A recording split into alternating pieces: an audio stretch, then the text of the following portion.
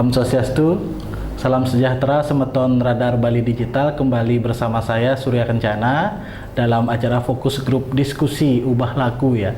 Bagaimana kita selalu optimis di masa pandemi COVID-19 ini. Pada hari ini kita akan mengangkat topik hidupkan peluang bisnis dan adaptif di masa pandemi. Maksudnya seperti apa? Nah, hari ini kita sudah kedatangan dua orang narasumber ya. Narasumber kita yang pertama I Gusti Agung Gede Indra Adi. Dia adalah owner Bali Custom Woodworking, dan narasumber kita kedua Jero Ketut Budiase, owner warung Selem Manis. Kalau nggak selem nggak manis, mungkin begitu artinya ya.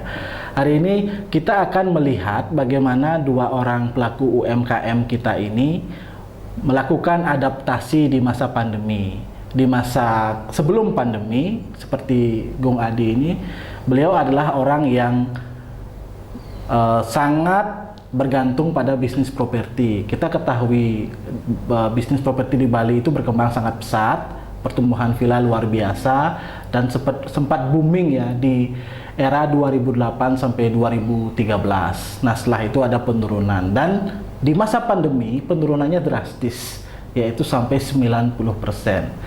Tapi sampai hari ini Gung Adi ini masih bertahan. Nah, bagaimana kiat-kiatnya, terus bagaimana dia mengadaptasi perusahaannya sehingga mampu survive di masa pandemi ya. Kita akan berikan waktu kepada Gung Adi untuk menyampaikan hal itu ya. Dan karena kita sudah taat prokes Gung Adi, kita sudah jaga jarak ya.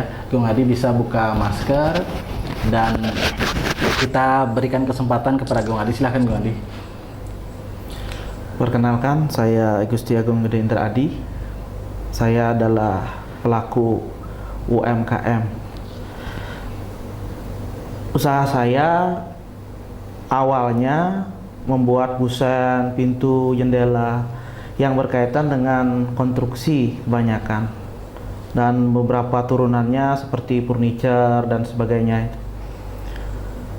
Di era 2008 sampai 2012 saya akui situasinya sangat-sangat kondusif, sangat-sangat baik untuk perkembangan usaha saya. Bisnis properti booming,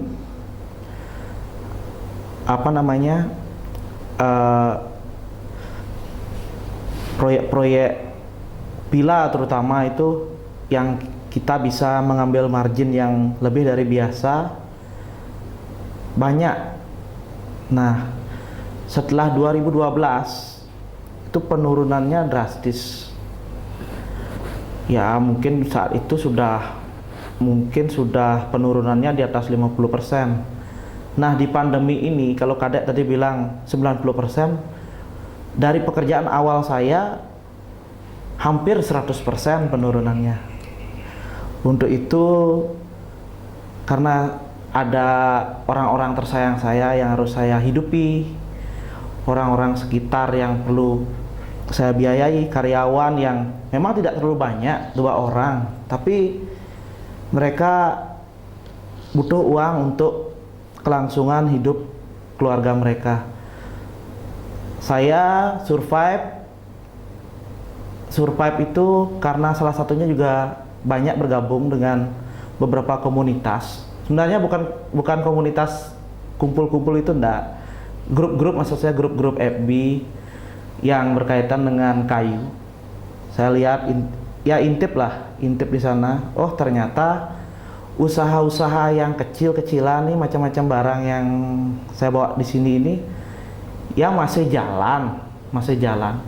Walaupun mungkin dari segi nominal kecil, tapi dalam kondisi untuk bertahan hidup ya masih cukup lah untuk bertahan hidup untuk situasi sekarang. Saya tidak bicara tentang kesuksesan enggak, tapi paling enggak minimal saya bisa untuk menggaji karyawan saya, membayar listrik dan biaya-biaya lainan yang tidak bisa saya hindari, artinya biaya rutin dari usaha saya. Itu yang saya bisa lakukan di masa pandemi ini. Ya, belajarnya lewat grup, lewat marketplace kita survei barang-barang apa yang masih laku, masih jalan kok, barang-barang yang kecil, barang-barang yang nilainya yang seperti saya pernah bilang 20 ribuan lah ke bawah masih jalan. Dan kita juga banyak terbantu oleh marketplace, mereka banyak promo kan, gratis ongkir, itu salah satu magnet menarik bagi konsumen saya. Oke, demikian yang disampaikan oleh Gongde ya. Berarti ini model adaptasi dari perusahaan Gongde ya. Iya. Ini bisa dijelaskan Gongde, ini apa, terus ini seperti apa mungkin? Kalau ini coaster kayu, tatakan gelas. Saya manfaatin limbah-limbah yang saya punya. Ini juga sebenarnya limbah. Semuanya ini sebenarnya limbah itu. Maksudnya limbah itu yang gimana Gongde? Limbah itu ini bahannya dari palet bekas tataan barang. Palet ya. Iya, Oke. palet tapi import. Kenapa saya memilih kayu jenis ini? Pertama, untuk treatment, pengawetan, pengeringan kita sudah tidak perlu lakukan lagi karena dari luar negeri mereka sudah punya syarat-syarat untuk kargo yang begitu ketat. Jadi udah kering, kita ngolahnya gampang. Seratnya juga bagus, tuh, menarik. Jadinya ya harganya juga murah gitu. Jadi kita bisa bikin produk dengan harga dasar yang murah, tinggal kita sekarang kreatifnya seperti apa. Seperti ini patung siluet Natal sebenarnya. Saya meniru ide-ide, mengambil ide-ide dari Pinterest itu misalnya. Saya cutting, kebetulan kami memiliki mesin CNC, artinya untuk cutting itu ya semacam jenis robot lah untuk mengerjakan ini gitu. Jadi Sumatera Radar Bali Digital mungkin penasaran ya, ini kayu apa sih gitu. Kalau ini dipegang sangat ringan sekali ya, termasuk ini juga ringan sekali. Kalau tadi narasumber kita yang hadir hari ini, sepintas saya tanya ini namanya kayu janda katanya. Bukan janda, mohon maaf, bukan janda yang itu ya. Ini janda yang berbeda. Bisa dijelaskan ini janda itu maksudnya bagaimana? Sudah pernah dipakai orang, terus kita makan atau bagaimana? Janda itu sebenarnya jati Belanda. Jati Belanda itu sebenarnya nama dagang aja. Sebenarnya bukan jati Belanda, tapi pinus. Pinus ya, oke. Pinus dari berbagai negara itu kan banyak jenisnya. Kalau di ragam yang punya 4 musim misalnya Eropa, atau mungkin yang musimnya lebih ekstrim misalnya di Amerika gitu misalnya, dia seratnya akan menimbulkan serat yang menarik. Serat yang menarik. Makin ekstrim suhunya, makin menarik. makin menarik. Jadi serat itu ini maksudnya. Iya. Ya. Sebenarnya ini pinus gitu. Pinus tapi dia tumbuhnya yang di luar negeri gitu. Kalau pinus lokal Indonesia seratnya kurang rame lah gitu. Oke, di masa pandemi ini setahu saya ya, Gongde ini melakukan adaptasi yang luar biasa dan melihat peluang sekecil apapun. Nah, ini adalah cerita siluet Natal. Kebetulan 25 Desember lalu kita merayakan Natal bagi umat Nasrani dan produk Gongde Adi ini sampai ke Nabire, Papua dikirim ya dengan harga yang lumayan terjangkau. Seperti apa kisahnya nanti kita lanjutkan. Kita akan ke narasumber kedua kita, ada owner warung Selem Manis. Maksudnya Selem Manis itu seperti apa? Dan Sumatera Radar Bali harus ketahui ketika banyak pengusaha yang gulung tikar di masa pandemi, banyak orang yang memilih tidak melakukan operasional usahanya. Narasumber kita hari ini Jero Mangku Ketut Budiase justru bikin usaha dan baru kemarin melaspas. Ya, warung Selem Manis itu seperti apa? Jero bisa dijelaskan, Jero? Om Swastiastu, saya Ketut Budiase, lebih sering dipanggil Jero Black. Jero Black ya. Nah, Jero Black itu dasar katanya black hitam. Dari kata hitam itu kayak orang Bali bilang selem. Mungkin beberapa kawan-kawan dari luar Bali salam manis, bukan salam manis, Selem Manis. Selem Manis ya. Atau black sweet. Bahasa Jawanya ireng legi. Ireng legi ya. Oke, kenapa saya sekarang bermain di warung? boleh katakan saya awalnya di dunia pariwisata dari tahun 90, sempat naksi di hotel, sempat driver, sempat guiding. BSP itu adalah satu bendera yang pernah saya pegang. Tapi saya mulai rasakan dari tahun 2015 semenjak teknologi digital sangat laju, orang-orang yang seumuran saya pasti akan keteter. Kenapa saya bilang angkatan 60 waktu SMA dia tidak dapat pelajaran komputer. Jadi waktu itu kalkulator barang impulsif, komputer belum kepikir. Sedangkan era digital ini, yang profesi di lapangan namanya sopir guide sudah diambil alih. Guide penunjuk arah jalan diambil alih oleh GPS. Jadi sopir diambil alih dengan GPS. Karena tamu sudah mau kebebasan, dia sewa motor, sewa mobil, bergerak sendiri. Informasi tentang objek berwisata dia ambil dari Google. Jadi 2015 saya ada rasakan mulainya pekerjaan untuk orang lapangan seperti sopir dan guide. Yang namanya travel agent sudah sangat berkurang, sudah semua bermain online. Dan yang paling parah di dunia pariwisata Bali, karena saya mengalami namanya bom Bali, WTC, tsunami, zamannya Kuwait dihantam oleh Saddam, pariwisata drop, tapi tidak sedrop pandemi ini. Jadi di awalnya pandemi ini, bulan-bulan Maret, saya ada berprinsip dunia pariwisata akan saya tinggalkan untuk sebagai sopir dan guide. Dari sana saya mulai berpikir dengan bahasa yang simpel, kreatif. Kreatif mungkin orang akan berpikir mencari celah segalanya. Ke saya sih simpel aja. Jadi orang kiri tapi harus aktif. Jadi saya ada merasa kekangenan orang-orang untuk berkumpul, kongko, ngobrol, nyantai sama, karena pandemi ini sangat dibatasi.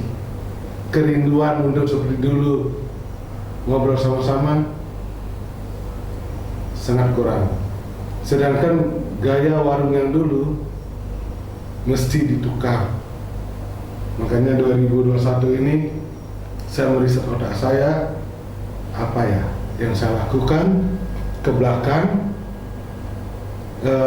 di masa tua tidak menjadi beban. Kedua, sebagai orang pekerja bisa bertemu dengan orang lain, tapi kesehatan tetap utama. Makanya saya punya ide, oke lah, warung kopi zaman saya muda kita kumpul nongkrong dengan minum kopi, tidak dengan yang lain. Nah, jadi itu awalnya ide kiri aktif saya. Mungkin orang bilang kreatif, saya tidak, kiri aktif. Dan saya bentuk pun tempat ini dengan banyak konsep limbah. Karena saya sering lancong ke toko ros, kami istilahkan toko ros, toko rongsokan. Banyak benda yang bisa dimanfaatkan, banyak benda yang bisa diolah. Kebetulan selama saya guiding, saya ketemu satu maestro seniman. Dia berprinsip, jangan kamu paksakan benda itu sesuai dengan maumu, tapi pikirkan benda itu mau jadi apa. Karena seniman baru, dia memaksakan sesuatu ke pihak lain. Ada yang memaksakan kayu jadi begini, mungkin aja kayu itu ingin jadi kuda, jadi apa. Nah, dengan konsep begitu, saya pun mengambil, oke lah, kopi dulu cuma untuk minum kopi. Tapi salah satu ya dia ada hal-hal positifnya. Kenapa kopi menjadi rebutan penjajah segalanya, dan boleh katakan kopi untuk orang Asia, Eropa ada seperti kebiasaan minum kopi. Dan sampai ada bahasa baru sekarang, minumlah kopi untuk inspirasi, bukan untuk halusinasi. Mungkin begitu dulu yang membuat kenapa saya punya ide membuka warkop, warung kopi dengan gaya manual. Ya, gitu. Oke. Kalau sama tahun sempat lewat di Jalan Raya Tuban ya. Dewi Sartika. Jalan Dewi Sartika. Tepatnya alamatnya di mana, Jero? Jalan Dewi Sartika 20A Tuban. Kalau Anda parkir di Bandara Igusti Ngurah Rai, terus Anda keluar dari pintu parkir, ada tikungan pertama ke kiri. Nah, itu sekitar berapa 100 meter ya ke arah utara di kiri jalan. Anda akan menemukan sebuah warung yang nyentrik, berbeda dengan warung-warung yang lain ya. Namanya Warung Selem Manis. Kalau Anda ingin mengarungi tahun 2021 dengan perasaan yang manis, sepertinya wajib singgah ke sini ya. Menunya apa aja, Jero? Kita lanjut aja. Memang sih spesialnya dia kopi. Kopi, Jero ya. Dan di sini pun kopi, banyak orang bilang kopi Gayo bagus, kopi ini. Tapi banyak orang bilang kopi Bali. Kopi Bali. Makanya kopi Bali pun ada beberapa sumber. Ada orang bilang Kintamani, ada Pupuan, ada Goblek, ada. Nah, di sini saya mencoba dengan kawan-kawan petani kopi. Nah, mereka yang membeli kasa kopi, saya menyiapkan tempat di displaynya. Jadi yang ingin menikmati kopi Bali dari tempat di Bali, Selem Manis akan siapkan. Oke, ada kopi Kintamani, Pupuan, Goblek, Plage. Jadi baru 4 kawan yang mau menjadikan tempat saya tempat display. Itu kopinya saudaraan kan, Jero, dari Bali semua. Emang rasanya beda ya, Jero? Sangat beda. Berbeda ya. Satu, dia jenis kopinya ada 2 tipe, Arabica Robusta. Kedua, Robusta Goblek dengan Pupuan beda. Jadi dalam kopi itu akan beda rasanya. 50% ditentukan oleh biji kopi. 25% dari alat untuk buat kopi. Lagi 25% dari orang yang menyiapkan. Jadi orang menyiapkan malahan sedikit sekali dia mau merubah karakter kopi itu. Biji kopinya sangat menentukan sekali. Selain alat. Baik, Semeton Radar Bali Digital, kita tahu ya sekarang banyak usaha yang dibuka. Mungkin di beberapa titik di jalan kita lihat, tetapi hanya seumur jagung saja. Tiba-tiba kita lewat lagi, warungnya sudah hilang. Nah, kira-kira Selem Manis ini akan sama nasibnya seperti itu atau bagaimana, Jero? Kalau boleh saya ceritakan mungkin, karena proses membuat warung Selem Manis ini dari awal pandemi. Dari bulan Maret saya sudah bergerak pelan-pelan, dan mungkin akan orang bilang saya gila. Karena saya buat sendiri, total sendiri, tanpa memakai tukang. Mungkin orang lain mau bikin ya seperti ini, dia print tempel, simpel, tapi saya nggak mau. Oke, saya bilang itu warung kopi, mungkin orang bilang kan nanti ini kok kayak galeri, banyak hasil seni, banyak hal yang nyeleneh.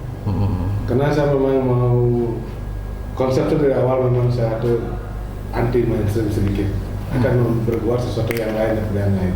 Baik, kita akan lihat ya Semeton Radar Bali, kita cari dulu Facebooknya Pak Jero Ketut Budiasa, warungnya seperti apa kira-kira ya. Oke, nah ini ada beberapa Semeton.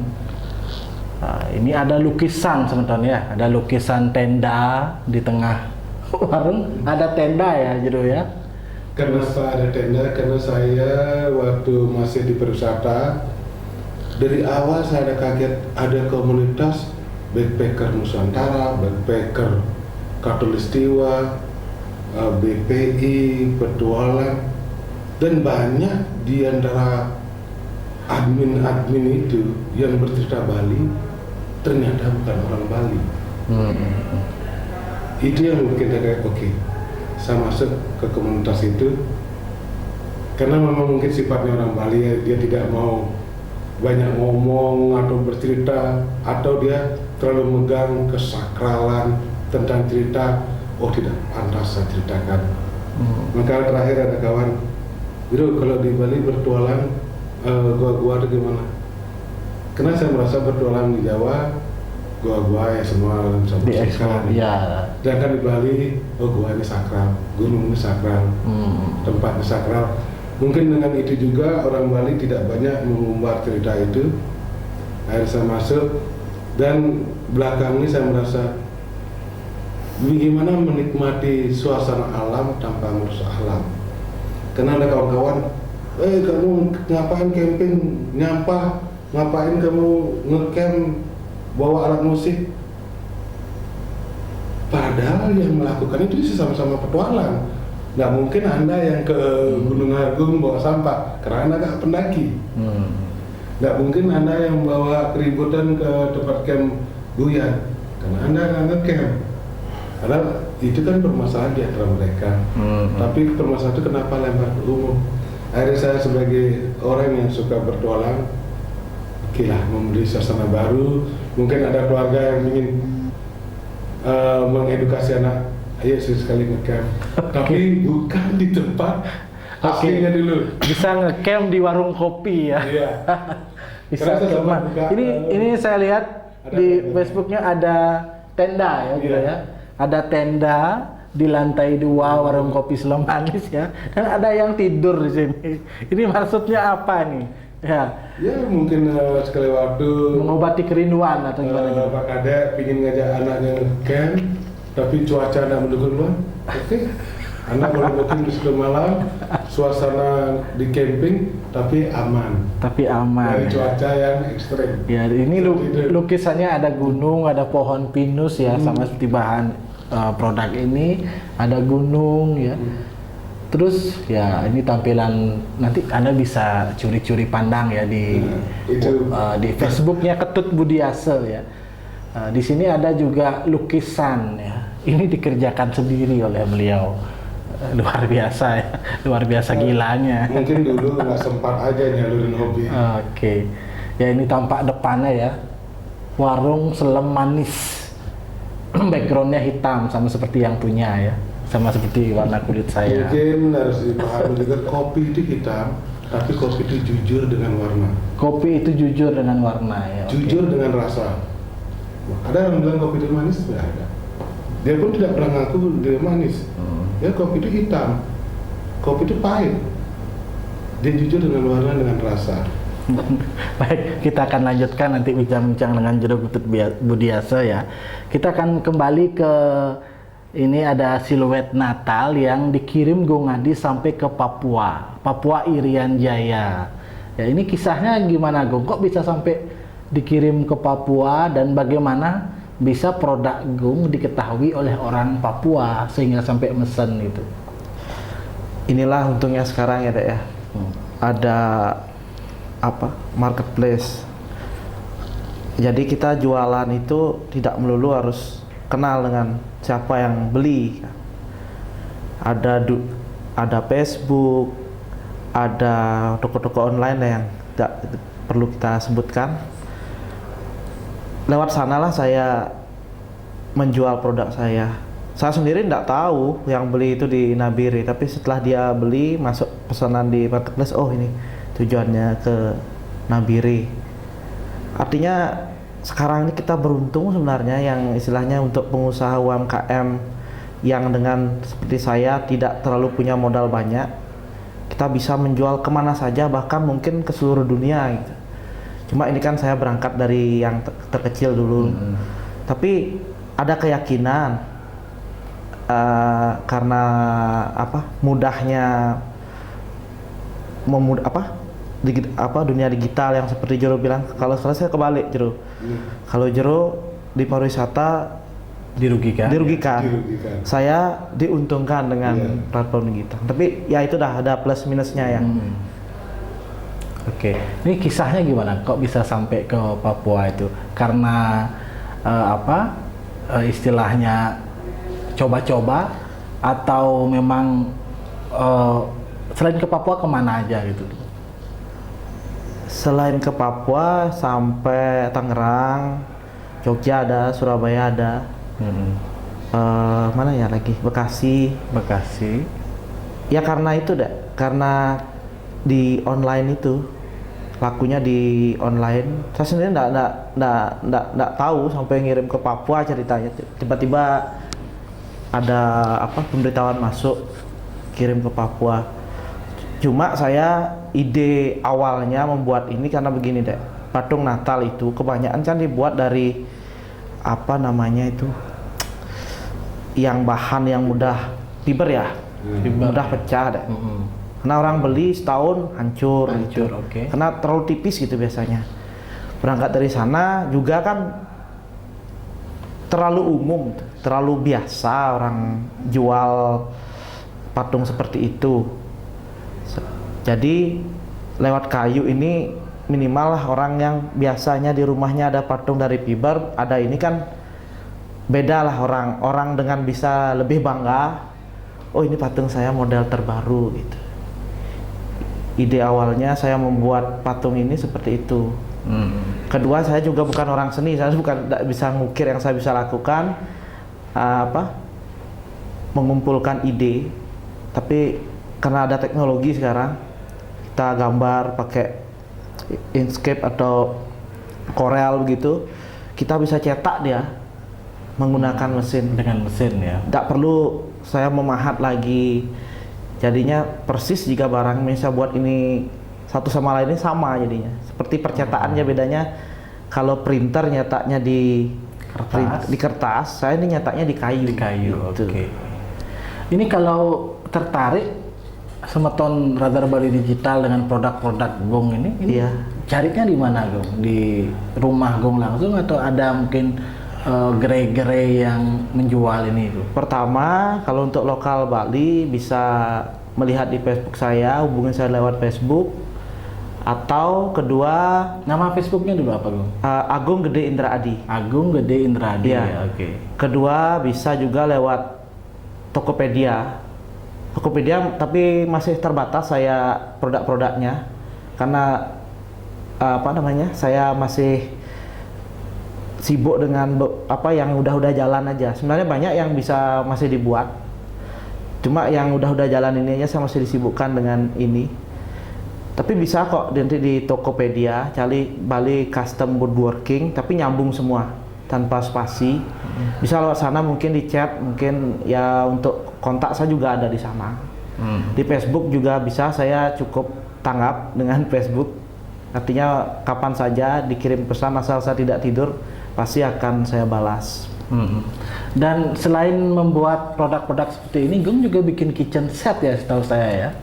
Ya seperti awal saya bilang tadi, semua dari kusen, pintu, turunannya itu furniture, yang apalah yang semua dari kayu, lantai misalnya Lantai kayu ya, juga ya, oke. lantai kayu, produk-produk turunannya kayu hampir semua, alat-alat ini kayak piring saji, apalagi yang bisa dikerjakan dari kayu banyak. Ini pesanannya dari Jero Budiasa ya, oke. Jero Black. Ini dipakai apa sebenarnya nih Jero? Ini kan ini Semeton jadi pelaku bisnis harus saling kerjasama ya. Mau belanja ajak timpal, jadi supaya sama-sama hidup. Ini untuk apa sebenarnya itu? Jadi kalau orang kopi yang dengan alat manual, ini untuk kopi P60. Jadi alat P60-nya di atas, cangkir di bawah. Jadi dia tidak perlu dipegang, kedua lebih aman. Karena alat P60 di atas, cangkir di bawah, tinggal tuang. Ada istilahnya di pouring. Udah tinggal relax menunggu tetesan kopinya. Jadi kalau P60 dia kira-kira dalam 3 menit 4 menit. Kalau yang itu? Kalau ini dia untuk satu set. Jadi kalau ada orderan P6 kopi 1, kita pasang P6 drive, P60 1, P60. Mungkin di sini Kalista Kopi kita bisa melakukan pekerjaan bersama dalam waktu sama. Jadi pasang alatnya 3, cangkir 3, kita pouring, tumpah air. Jadi kopi bukan cuma dinikmati hasilnya, tapi proses kopi juga bisa dinikmati. Netesnya itu Iya. ya, oke. Jadi ada orang menikmati kopi tetes. Karena itu akan sangat pengaruh rasanya kopi. Tiap alat itu ada seninya dan rasa kopi akan berbeda. Ada orang saya lebih nikmat V60. Oh saya lebih suka Vietnam kopi. Ada yang suka saya Kalista. Oke. Itu mungkin ke yang lain kayak rokok. Ada yang suka ini. Kopi pun begitu. Dan jenis-jenis alat kopi berbeda. Jadi bukan kopi langsung minum jadi enggak ya. Ini ada artnya, ada seninya. Yang penasaran silahkan datang ke warung Selo Manis. Tapi ingat pesan ibu, pakai masker, cuci tangan, jaga jarak ya. Kalau nanti ingin juga meningkatkan imun tubuh, karena kopi juga konon bisa bikin kita happy ya.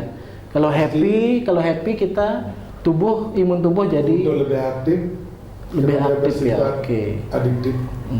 Dia akan satu yang membuat kecanduan juga. Di samping juga bisa menikmati musik di sana ya. Musiknya seperti apa saya juga belum pernah ke sana ya. Karena waktu saya ke sana warungnya belum jadi begitu. Nah, ini maksud saya menghadirkan dua narasumber kita hari ini ya, karena harus ada saling support di masa pandemi ini ya. Sesama pelaku UMKM, sesama pengusaha dan sesama orang yang kena imbas pandemi begitu. Baik, nah ini yang dimaksud serat-serat dari jati Belanda ini. Ya. Ini sangat indah ya, dan ini kerja dari Tuhan yang Maha Kuasa, bukan dari mesin ya, mesinnya hanya menghaluskan saja. Dan kalau Anda juga berminat membuat bentuk-bentuk seperti ini, produk seperti ini, Gongdae ini juga menjual kayunya. Jadi kayu yang masih belum diolah, itu seperti apa Gongdae? Awalnya sebenarnya saya kan jualan kayu jati Belanda. Untuk produknya ini ya baru selama pandemi ini. Kalau kayu ini saya menjual itu sudah siap pakai. Terutama di saat pandemi ini kan banyak yang kerja dari rumah misalnya, atau punya banyak waktu di rumah untuk berkreasi. Apalagi sekarang kan musim tanaman, rak tanaman macam-macam. Sebenarnya kayu ini bisa dibuat apa aja ya. Artinya dia seninya malah dengan limbah ini ada tantangan tersendiri bagi pengolahnya, ada kepuasan batin ketika kita membuat sendiri. Dan di pandemi ini angka penjualan saya, karena awal pandemi itu jualan kayu itu lumayan besar, bahkan 2 kali lipat dari sebelum pandemi sebenarnya. Tapi karena mungkin awal itu kan orang masih punya simpanan uang ya. Okay. Tapi sekarang sih memang menurun. Tapi intinya dengan kayu ini kita bisa berkreasi, membuat barang-barang dari kayu yang misalnya rak tanaman, rak dinding, atau mungkin apalah yang di rumah kita yang kita suka. Jadi kalau kita mengolah sendiri, saya sendiri adalah penghobi kayu sebenarnya. Jadi ketika kita membuat sendiri ada kebanggaan rasanya. Bahkan banyak kita buat apa gitu. Kadang malah diminta orang ya Jero ya. Kepuasan batin ada. Jadi hiburan yang bisa menghasilkan bagi yang ingin menghasilkan, bisa memasarkan produk-produknya lewat marketplace seperti saya. Jadi mungkin bisa kalau membeli kayu di saya aja bisa, membeli produk juga bisa. Jadi kalau di tempat saya punya space kok untuk ngobrol apa, tanya-tanya, dan saya tidak pelit untuk berbagi tips dan trik misalnya untuk membuat sesuatu gitu. Yang saya tahu gitu, minimal yang saya tahu. Ya tidak berpengalaman banyak sih, tapi ya mungkin kita bisa berbagi dari kekurangan ilmu saya gitu. Oke, ini cocok ya bagi masyarakat Bandung karena Gongdae ini tinggal di daerah Ciceu ya. Sebenarnya ini perbatasan antara Ciceu dan Tangeb itu. Iya, oke. Iya. Berarti sekarang sebenarnya sedang ikut PPKM ya, pemberlakuan pembatasan kegiatan masyarakat ya, Iya. PPKM ya. Iya. Oke. Ini jadi kawan-kawan semeton Radar Bali Digital yang ada di rumah cocok ini mencoba ini. Bisa bikin ini domba seperti ini. Kalau Pak Kadek datang ke Selo Manis, ini umpama kopi, saya sajikan dengan ini alas, ini dengan kopi, mungkin di sininya cookies apa. Jadi dia punya Oh, indah ya. Yang berbeda. Baik. Nah, jadi di sini cangkir kopi, kalau dia lubangnya 2 mungkin untuk dia punya tataan untuk cake. Jadi kalau saya sih pinginnya sesuatu yang dia nggak ketemu di tempat lain. Daripada pakai plastik ya, Ya. untuk mendukung visi misi pemerintah kita, namun Satkerti Loko Bali ya ini bisa digunakan. Dan seperti kita ketahui bersama, baru-baru ini Pantai Kuto diserbu sampah plastik, dan untuk meminimalisir plastik kita bisa mengubahnya menggunakan produk-produk seperti ini, dan ini awet. Kalau dibanting kayaknya ini juga nggak patah ya, kuat ini. Kedua dia punya nilai plus sekali keindahan. Estetikanya lu juga luar biasa ya. Nanti kalau Semeton ingin mencoba dan punya bakat terpendam bisa dihubungi Bapak Agung Indradi ya. Dan kalau ingin bikin mainan anak-anak juga bisa. Ini ramah lingkungan dan bisa tahan lama ya. Bisa diturunkan nanti dari kakaknya ke adiknya dan sebagainya itu. Baik, ini pertanyaan terakhir kita untuk 2 narasumber kita hari ini ya. 2021, Jero. Iya. Optimismenya bagaimana? Karena ini masa pandemi, kita belum tahu berakhirnya kapan. Jero sudah buka warung, pembelinya ada atau bagaimana? Atau Saya sangat optimis. Optimis apa? Karena yang saya jual udah kreasi. Karena dengan ada kesempatan berkreasi, saya udah ada untung. Coba bayangkan kalau kita di 2021 nggak ada kreasi. Diam aja ya. Diam, Pasrah aja ya. menunggu, Nggak bisa pasrah. ya. Kita belum berharap sama siapa sekarang. Hmm. Minimal saya bisa mengeluarkan kreasi. Itu sudah satu poin untuk saya.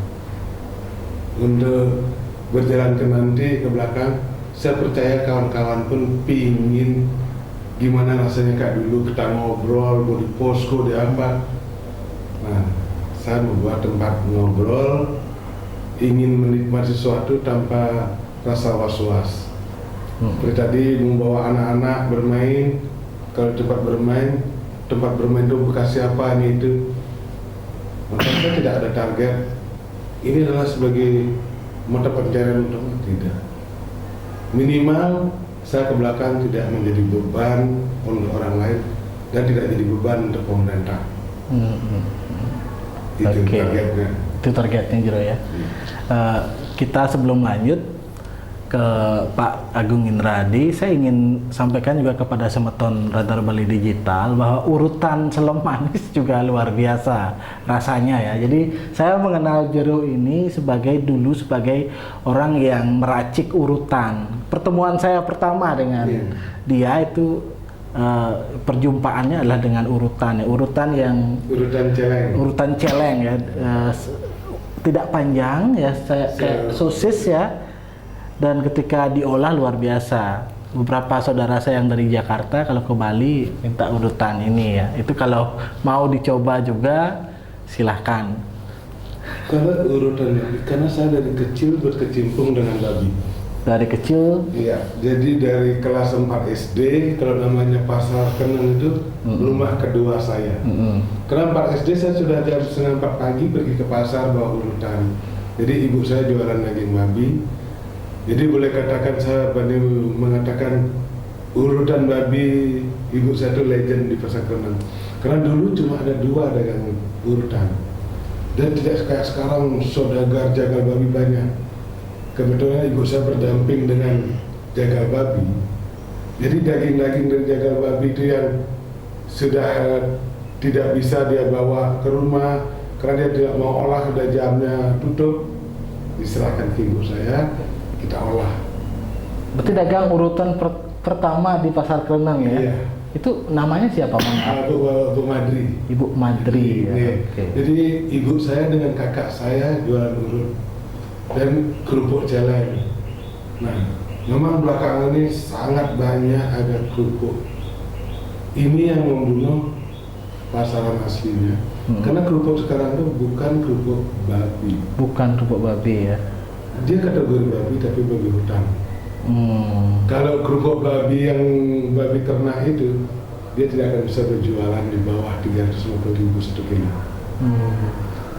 Dan tidak akan jumpa kerupuk babi ternak itu di warung-warung sebungkus harga 2.000-3.000, nggak akan bisa.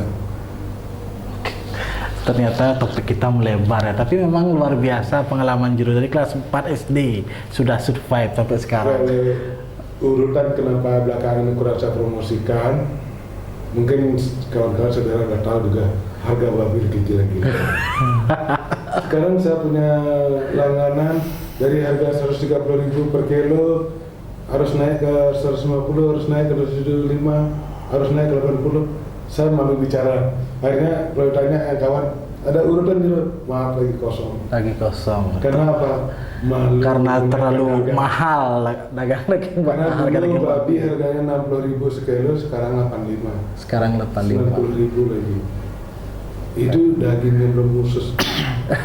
Jadi kalau waktu tahun baruan, tamu Jakarta, bro ada urutan, ada grup ada. Tapi untuk kawan semeton, nggak enak saya bicara. Karena masa dalam 1 bulan 3 kali naik harga. Oke. Oke, terima kasih. Baik. Untuk Gung Deadi, bagaimana optimisme mengarungi 2021 di masa pandemi khusus untuk produk-produk ini?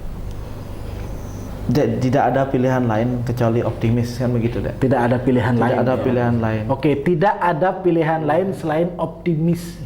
Karena Catat. kan hidup harus terus berlangsung. Karena kita juga tidak mungkin pemerintah mengurusin hal yang mendetail tentang kita semua kebutuhan kita. Tidak menjadi beban. Tidak menjadi beban lah untuk pemerintah. Saya punya plan di 2021. Sepertinya saya akan merambah ke ini produk-produk yang berkaitan dengan edukasi anak-anak. Puzzle misalnya, huruf, main-mainan edukasi. Karena kan yang beredaran di pasaran sekarang kan kebanyakan main edukasi yang sekali pakai, gampang rusak. Sedangkan yang itu anak-anak kan sifatnya itu kan masih suka banting-banting itu misalnya. Setidaknya lebih kuat lah dari itu yang akan saya buat. Ya dengan harga yang mungkin di atas itu, tapi orang tua saya yakin kalau kita keluarkan produk itu ya selisih sedikit pasti akan memilih produk yang saya keluarkan gitu. Tapi kalau memang untuk berkembang artinya maju gitu, untuk di 2021 sulit. Ya optimis untuk bertahan hidup begitu Baik. aja. Kata kunci dari dua narasumber kita hari ini adalah optimis, dan tidak bisa bergantung sama siapapun. Yeah. Oke, sekian fokus grup diskusi kita pada pagi hari ini Semeton Radar Bali Digital. Sampai berjumpa lagi. Terima kasih. Om Santi Om.